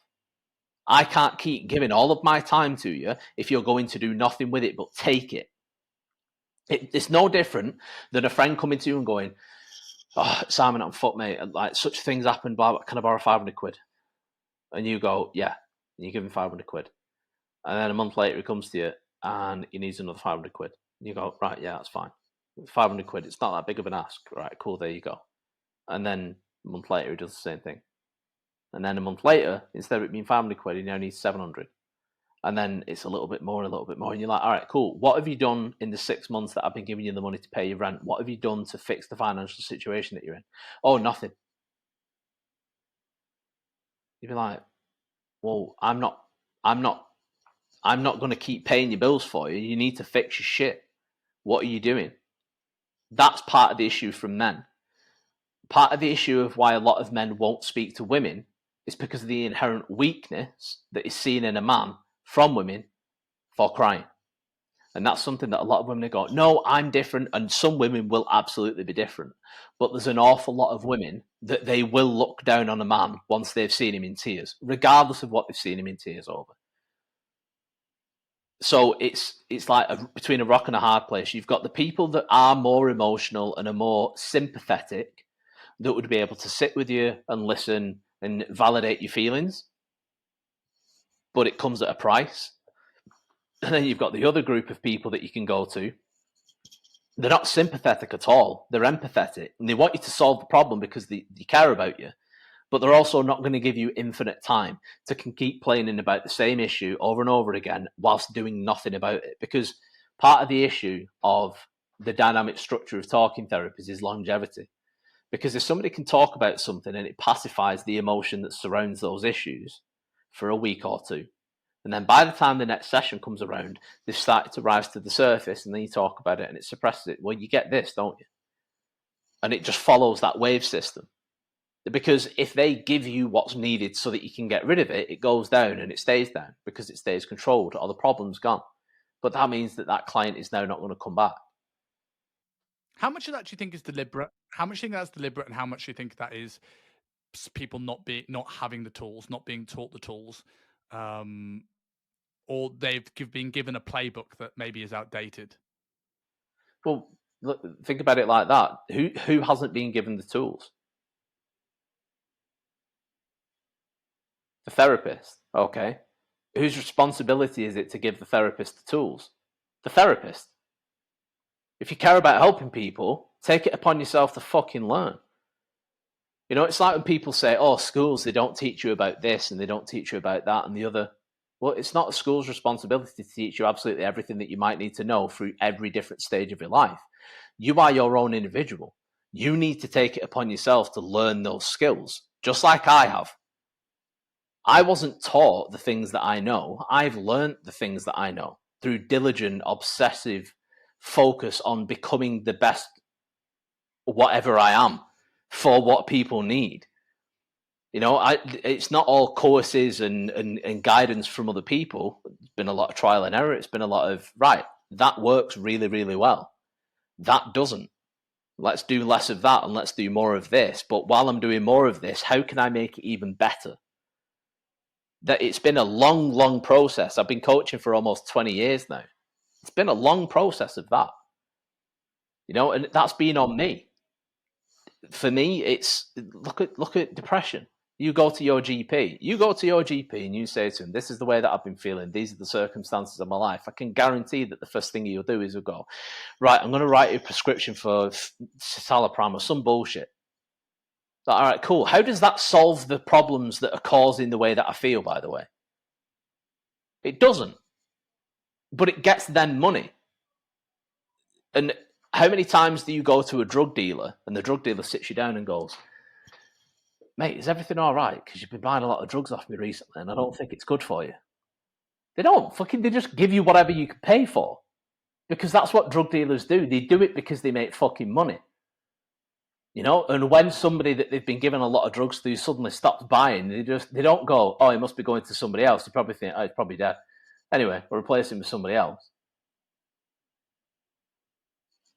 That might just be me being overly cynical, but when you've worked with as many people as I have over such an extended period of time that have been failed over and over and over and over again, it's kind of hard to not be cynical about the whole system.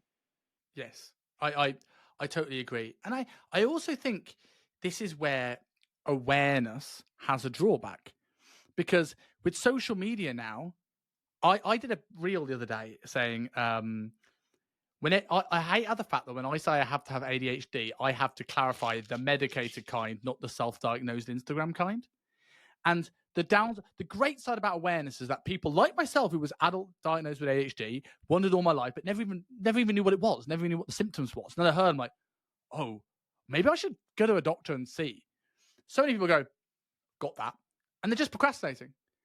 They've just let social media take over their life. And this rise in awareness, while good, also makes people create victimhood, create blame that's external to them. I have medication I forget to take about my ADHD. It helps, but it doesn't stop me procrastinating. It doesn't mean I have to not have to learn strategies to focus. It doesn't take the work off me.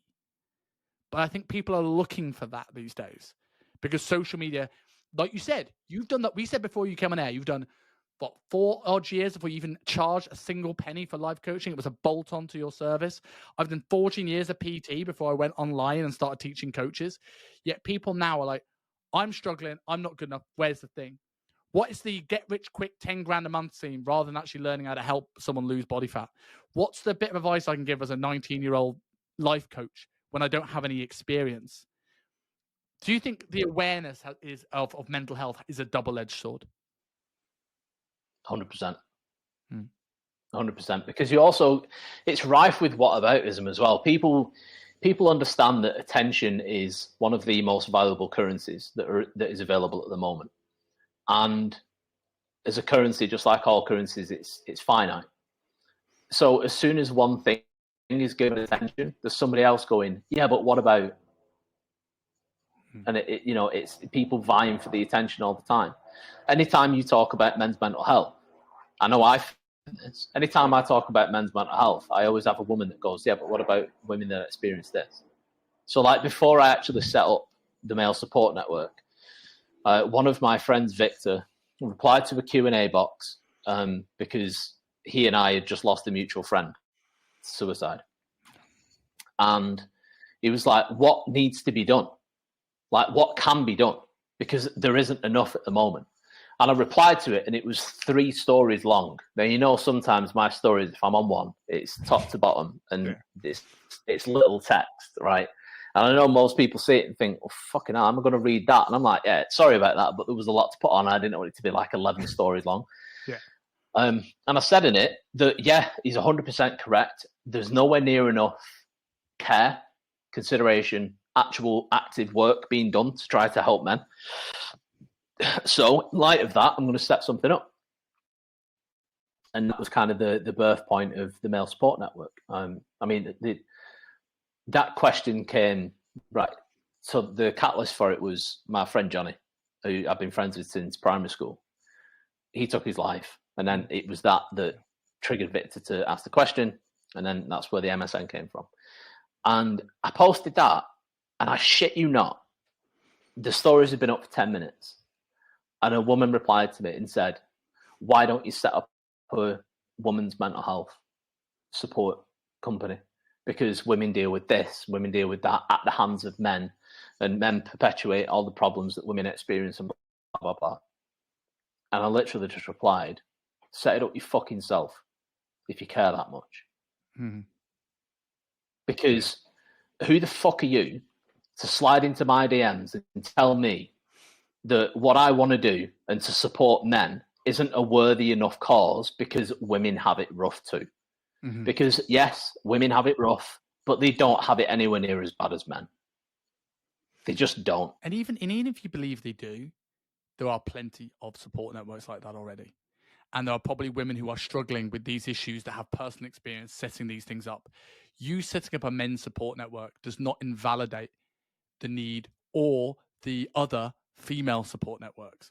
It's like saying, I run a personal training company. Well, why don't you set up an investment bank? Well, because other people are doing the investment bank. It doesn't invalidate my company. I sell shoes. Well, why don't you sell dresses? Because I don't. Like, it doesn't mean that that's not a valid cause. It's just I just don't do that, and that's fine. Other people can do that. Yeah, but that's it. That is very much like that is the problem. It's always met with, yeah, but what about? And I don't give a fuck about you. What about? If you care about that so much, then you go and care about that and leave me to care about this, and then both of those things are being cared about. Yes. It just makes sense to me because it's things like domestic violence, right? Domestic abuse. Anytime it comes up, even if it's in the media, and I've seen evidence of this. I don't know if you follow him. Do you follow the Tin Man? Yes, I do. Yeah. George, I can't remember his surname, but what a fucking wonderful man he is. Agreed. He's just incredible. Any man listening to, you know what? Any woman listening to this as well, go on Instagram and follow the Tin Men. One of the best pages that you will ever come across if you care about male mental health and men's struggles, and a genuine. Or if you don't, you think you've gone into a bias. Follow it. Yeah. That's a fantastic addition, that Simon. But domestic violence, domestic abuse comes up, and it's always the mental picture is always a man hitting a woman. But a third of victims of domestic violence are men. And at the moment in the UK, of the 5,683 refuge beds that there are, 56 of them are for men. Mm. So there's thousands and thousands of them, and there isn't even 100 available for men. So you've got 33% of people that experience domestic abuse are men, and just over 1% of the available refuge beds are for men. So that is the kind of wild disparity that is experienced in certain situations for men. Other things like a man is 88% more likely to be convicted of a crime than a woman is under very similar circumstances. And men on average get a prison sentence that is up to, I think it's 63% longer than what women experience for this same crime. Yeah, it's just, I mean, there's so many things that actually make apparent just how huge the disparity between situations are. 78% of all suicides are men. 79% of all homeless people are men. 87% of all homeless deaths are men. But these are statistics that people don't know about. And if they do see them, they just go, yeah, but there's other things to focus on. Yeah, and it's the thing about that I always find really interesting is that like social justice is only for convenient issues. I alluded to it earlier, where women who talk about the gender pay gap, the thing that doesn't exist, the thing it doesn't exist, right? What I call the mothering pay gap and the negotiation pay gap. If it does exist, I think there may be some sectors where there is a boys' club promotion strategy. And if you fought for that, I go, let's listen to that. But it's not. It's that men and women are paid differently for the same role. No, they're not. If that's the case, every big business would just hire women and save themselves a ton of fucking money. But everyone's talking about the amount of not enough female CEOs. But yes, okay, most CEOs are men. Most homeless people are men. Most people in prison are men. Most bin men are men. Aren't we going to be fighting for more women being dustbin men? And doing the horrible jobs, emptying the sewers? No, because the oil rigs. Because you don't want to do those jobs. It's like 94% of deaths in the workplace are men. Are we going to even that out? I remember watching the Euros, when the women got to the final. I saw so many things about women are getting through to the Euro final and they're not getting paid anywhere near as much as the men. Right. I went and go watch that game. I'm walking through London. I'm a bit late. Loads of women on the street. No men on the street. Why? Because men are watching the game. All these women that are trying to support and say, well, they should be paid more. Go and watch the game, because if you watch the game, there'll be more ad revenue. Yeah, but no, this is the problem, though, Simon. This is the problem. Women wake up more of a percentage of society, but within women's sport, there is a problem, which is the amount that they get paid, and it's an external problem to the women, and it's a problem that men in society have to fix. Why don't men want to watch women's football? Why should we? If men want to watch men play football and they don't want to watch women play football, why is that a bad thing? And I also don't think it makes it sexist. I think, like, if for me, like, if let's say I was a football fan and I wanted to be Cristiano Ronaldo growing up, when I watched wrestling, I wanted to be Triple H, right? I'm in a big pro wrestling fan. I'm more into men's wrestling match than female wrestling. I like female wrestling, but I never wanted to be Charlotte Flair. I never wanted to be Trish Stratus, because I could never be. I couldn't relate to it. Men liking men's sport is not a sexist thing. Men liking men's sport is because they are role models for them to look up to, in the same way that women liking women's sport is because they're role models that they could look up to. And I think there is an awareness thing, which is evening now, and I think but now it's like, if you want this to change, they are paid a higher cut of the World Cup kitty, women in general, but the kitty is tiny.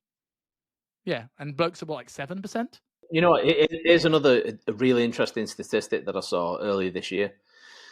The entirety of women's sport in the UK is estimated to reach a total value of £1 billion by 2030. It'll become a £1 billion industry by 2030. That's all of women's sports: gymnastics, tennis, football, everything, right? The Premier League generates about £7 billion, £7 billion per year. So one league of men's football generates way, way, way more than all of women's sport. We could say, oh, that's because men support men more. All right, cool. There's more women than men. Support women. Watch the games. Buy the pay-per-view. Watch it on your phone. Loads of men that I know will pay for a boxing match or something, and they'll sit there and they'll watch it on the phone. Watch it on an iPad. They'll watch it on a TV. Some of them will watch it in the pub. It doesn't matter. We will watch it wherever we are, because if you're fully invested in something, you will watch it. You will stay up until 3 o'clock in the morning to watch the most recent UFC event. But that level of support for women doesn't come from women. It's always seen as, well, men can do it. Why? I don't want to. I'll never do it. I'll never watch women's sport because I don't give a shit about sport, to be perfectly honest. I enjoy watching the UFC now and then, but other than that, I can't be bothered. I don't care. I really don't. It's not a sexist thing, because I don't care who's playing. Like I couldn't name more than 5 professional football players at the moment, I reckon. Like I'm honestly, I'm not in it. I don't care. Me neither. It's the reason why I don't watch women's football is because I don't like football, not because I don't like women. You know, like that is the rhetoric. It's like this. It becomes this sort of like aggression again of this. We're finding a reason to create an argument over something there's not an argument about. So, like, we spoke about role models earlier on. To start to close this off, like, where do men now go and find role models? Like, genuine role models that are going to help them? The problem is that we all find role models through the same mechanism. We find role models in people that exhibit the life and behaviors that we would be proud to have ourselves. So if you see someone that has great utility to their family, to their friends, to society overall, if that's something that you find great, cool, inspiring, whatever, that's going to be a role model for you. You know, if you see someone that has attention, awareness, notoriety, fame, and that's what you want, that is who's going to be a role model for you, for any number of reasons. People like people that are either like them or are how they want to be. You can't dictate who people see as a role model. You can't tell somebody what to like. Yeah. It's no different than anything else. It's no different than a sexual preference. You can't tell someone that it is okay to like that, but it's not okay to like that. It's okay to have that person as a role model, but it's not okay to have that person as a role model. It doesn't work like that. Do you think that's why it's so dangerous to start removing role models of a certain subsection, like men in this example at the moment? Because we can't really choose who our role models are, so we deprive people on it. They don't even know where to turn. Rather than having an abundance of them, they'll find somebody to latch onto. Yeah, it ends up being the fewer that you feel that you have, the more abstract the options become. So they become to the extremes. Like Andrew Tate, he's the extreme of what he is. Yeah. You know, like you will find other people that will be similar to him in ways, but there'll be a toned down version. They'll be more moderate in their approach to certain things. They'll be more moderate to their approach to business, to finances, to dating, to just life in general. So you've got to find the people that you align with. The person, like when I said earlier, are you a man that you're proud of? Now, if you as a man feel that you are not proud of yourself, and you feel that if you had kids, your children wouldn't be proud of you being their dad, but then you see a man and you think, I'd be proud to be like him. It doesn't necessarily mean that you want to be him or that is a good way to live life. It's just that there is something about him that he has that you don't. A side question to that, and because I can't believe we haven't spoken about it already. If people are feeling like there are less role models, are you saying the people are becoming these little bubbles of subsections of tribalism? Is that why loneliness is on the rise in men? Like the amount of men that feel they have close friends on average is now 0.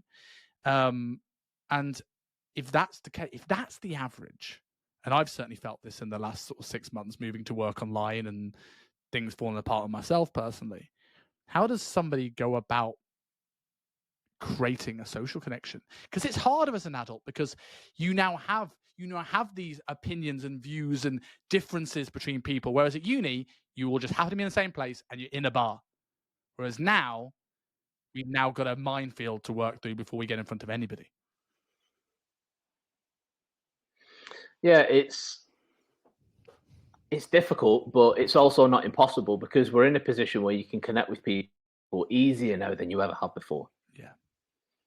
You know, it was, I mean, if you work in an environment where there are other people, then you can connect with people. But I think part of the issue is that people navigate their life by this narrative of, if I disagree with that person on one thing, I cannot be friends with them. I cannot align myself with, I can't possibly align myself with them because they don't have the Palestinian flag in their bio on Instagram. And like, fuck me. Like, let people be who they are, for fuck's sake. You know, like, if you align with somebody on 8 out of 10 things, then fucking ignore the 2 things that you don't align on. Just don't talk about them. They're not your boyfriend or your girlfriend. You know, like, your core values don't need to align completely with a friend in the same way that they do with a partner. You know, I personally believe that is one of the biggest issues. People just, they set and hold other people to expectations and standards that they refuse to hold themselves to. And if they were to be held to those same standards, they would find it unfair. Yeah, I also think as well, you alluded to there, is that it's easier to connect with people. Social media is this great thing. I alluded to my feeling of loneliness since my separation, and while yes, there is a disadvantage of working from home and not having a social connections around my local area in the same way, but it doesn't mean at any point do I not take for granted or not appreciate the fact that I've got so many people that I've connected with that I wouldn't have connected with if it wasn't for social media. We wouldn't be having this conversation. We wouldn't know who each other were without having social media, and we demonize it, and some point rightly so. So we got cancelled midstream there for a second. Clearly the Illuminati are after us. That's it. Matrix attack. But I think, as I was saying, yeah, I think like social media is there's some negatives to it, but it allows us to create connections. If we reframe how we think about social media and use it to create connections, you'd be amazed how quickly you can create opportunity. And we just don't see that because we want to remove ourselves from it. Yeah. So, like, for me, the primary focus of the Male Support Network, for me, just to shamelessly plug it, is to create a network for men to find the support that they actually need, to create a space where men can actually communicate in the way that they want to communicate. Like, my ideal for, like, future view of it is a community that, if a man is part of it and he needs advice on divorce, there will be people in there that can help him. If he needs help with parenting, child custody, etc., there will be people in it. If he needs a solicitor, there will be solicitors in it. You know, if they need a therapist, etc., there will be a myriad of different types of therapists that are part of the community. Because even if you're a therapist, you still need help in life in different areas.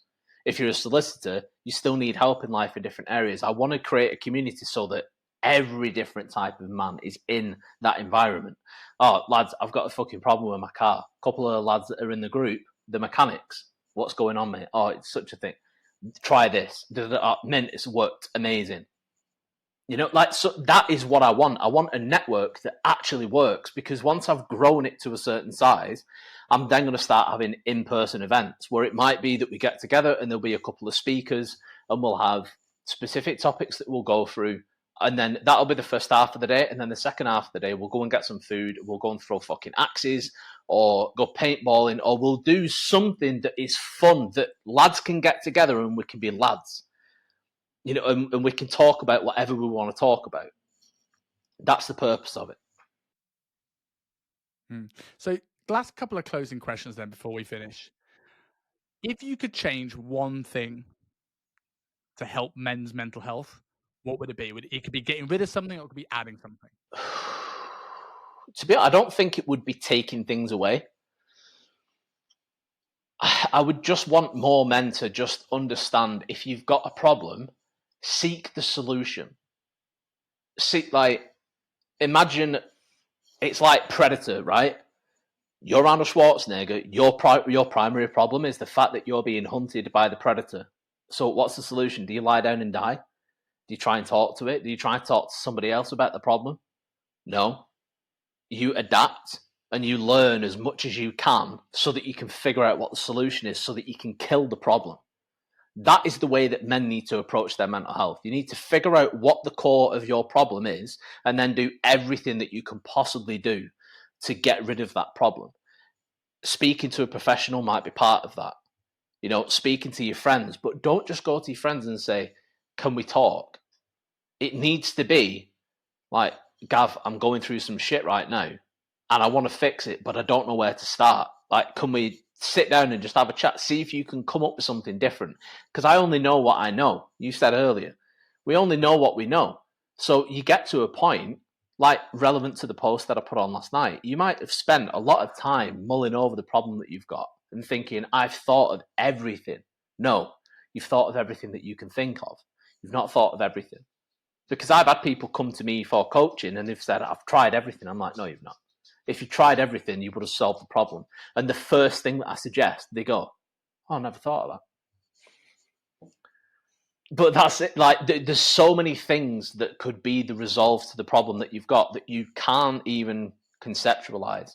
So if you're going to reach out with purpose. Don't just reach out to talk. Don't just reach out because you need a shoulder to cry on. It's fine to cry whilst talking about your problem. Cry whilst you're talking about the solutions to the problem. Like, cry, but carry on. Keep doing the work that needs to be done. Yeah. So I have a closing question I ask everybody, because I think it's in the social media world, everything's a highlight reel, and we don't see the hardships and the mistakes that people go through. So name me one thing you've changed your mind on. Oh God, there's loads of things that I've changed my mind on over the years. I can't even pinpoint something. That is a great question, though, because that is an inherent issue with a lot of people. I've said more times than I can remember, if you view life the same now in your mid-30s as you did when you were in your mid-20s, you're not living life right, because you're not evolving. You're not challenging yourself enough. All your belief systems are staying the same. I think what you think of something, it sums up what we've been talking about. Paul Saladino, the carnival guy, recently came out and said why he doesn't do carnival anymore, right? And I saluted it. I think he had a lot of issues. He went meet and he goes, this helped me, here's my blood work. And now he's refined his thinking. I think that's to be saluted. And yet there is people now criticizing, going, oh, he's a hypocrite. And I'm like, no, he's showing development. And this is the tribes that we've spoken about this whole time. Yeah. Now, that for me, that shows genuine growth as a person, to be able to go, you know what? I was wrong. Or even if it's not that he was wrong, it's like, at the time, that was exactly what I needed, but I don't need that now. I need something different. There's nothing wrong with that. Absolutely nothing wrong with that. But again, that's a situation where people don't make space, because people are so scared of failure and being wrong that they will fight it as if it's being done to them by somebody else that is openly acknowledging the fact that they were wrong about something. It's bizarre, because I love that. If somebody goes, this is what I believed and I now believe different, I'm like, good for you. Like, you've got balls between your legs. You can actually step up and go, I'm changing my mind because of X, Y. That's the way that scientific people should be. Like, if somebody could provide me with absolutely irrefutable evidence that God was real, I would believe in God. Yeah. Because there's irrefutable evidence. I wouldn't continue my belief system going, no, it's not. It's not. It's wrong. If you show me irrefutable evidence, I will go, yeah, cool. That's what it is. Because that's just the way that scientific minds work. But until someone can show me irrefutable evidence that God is real, I will continue to believe in what I believe. Love that. So I've really enjoyed this. I haven't had a conversation that's gone quite this long in a while for good reason. So if people have gotten to the end of this, they're clearly into what you're saying. So where can people find you, find the Men's Support Network? Because I'll definitely be checking that out. Run me through where people can find you. So on Instagram, I am the Honest Life Coach. My page on TikTok is the Honest Life Coach as well, but it's the same content. As far as the Male Support Network, you find that on School, which is a platform that just houses the whole thing. And I've also gotten School as well. Brilliant, man. Mate, I've generally enjoyed this. Thank you very much for your time. My pleasure. Thank you for listening to the Self-Made Podcast. If you're like me and like binge watching podcast episodes, click here to watch our latest episode. Or if you want to stay in touch and find out when the next episode goes live, click here to subscribe to the channel.